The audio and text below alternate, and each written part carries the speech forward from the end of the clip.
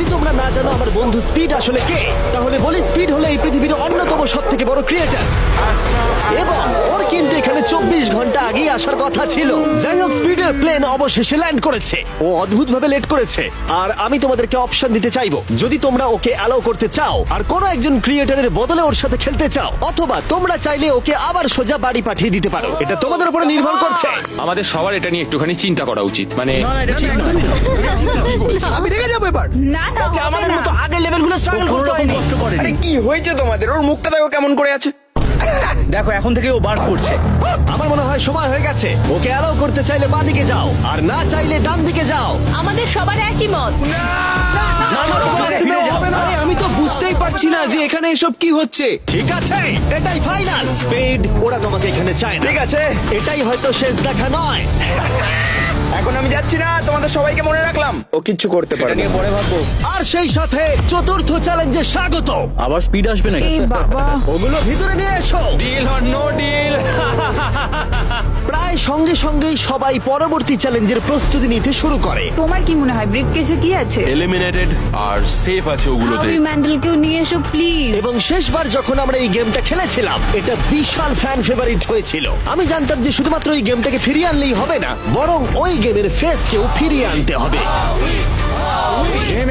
তাহলে বেশ কিছুদিন পর মনে হচ্ছে আমি লাইভ স্ট্রং করছি।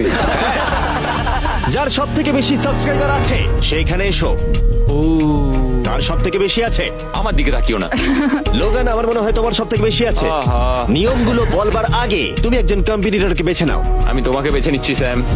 ঠিক আছে, এবার আমি চাই তুমি একটা ব্রিফকেস পিক করো, যে কোনো নাম্বার। আমি আমার লাকি নাম্বার 11 চুজ করব। 7টা ব্রিফকেসের ভেতরে এলিমিনেশন আছে, বাকিগুলো হলো সুরক্ষিত। লোগান এবার ব্রিফকেসের ভেতরটা দেখবে, আর এদিকে স্যাম ডিসাইড করবে যে যে ও এটাকে চুরি করবে নাকি লোগান এটাকে রাখবে। তুমি কি বলছো? ক্লাসিক গেম, চুরি করবে না করবে না। ঠিক আছে, এই নাও। হাবি তো এরকমই করে। হ্যাঁ একদম ঠিক কথা। এই কেসটা সেফ নয়। ও গড। ও যেটা বললো তুমি কি সেটা বিশ্বাস করো? না একদমই না। আমি বলে স্টিল করতাম। সত্যি? চুরি করবে নাকি করবে না? আমি এটা চুরি করতে চাই। তুমি এটা চুরি করতে চাও? স্যাম ও কি ঠিক পছন্দ করছে?